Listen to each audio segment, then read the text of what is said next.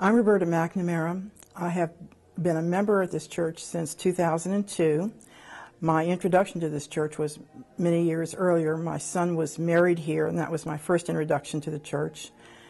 And then we had my mother-in-law's funeral here because she really at the time was unchurched, and she had been to the church at for the wedding, and she had really, truly had liked the way the altar looked and with Jesus in the clouds, as she put it. And I came off and on to this church because my son was in Salem brass, and one of the things that they had that he thought I would enjoy coming to was a Seder that the Amhersts managed to put on every few years.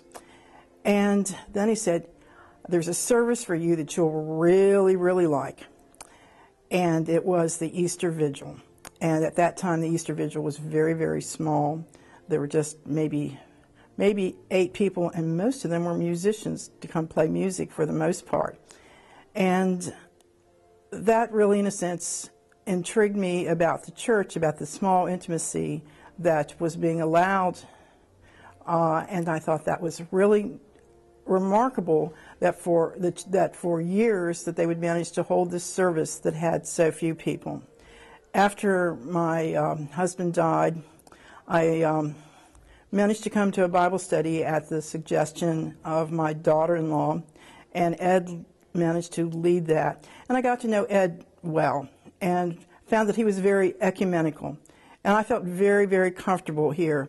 And in 2001, my dad came for a visit, and his visit wound up being everlasting for him.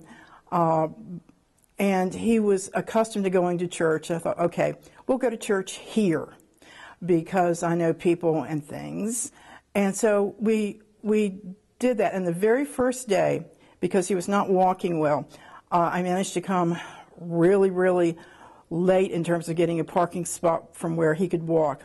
And I got out of the car and put him on the sidewalk and said, "Don't go anywhere, I'll come back and help you." And lo and behold, Linda Whalen came by and stood with him and helped us get into the church. And I thought, well, what a nice, nice place to be. And from that point on, I found the church welcoming, very very understanding in terms of where people are religiously. We have people here who are very fundamental, and we have people that I guess you could say are avant-garde. And I have managed to take a lot of myself into the church and work on various and sundry activities. I'm in the Guardians of Eden. I was asked to be on council, which really floored me because I hadn't been in the church for that long. And the one thing that really had impressed me when I was asked to be a member by Ed was how many ways a person can find a way to serve here. And I have enjoyed the church very, very much.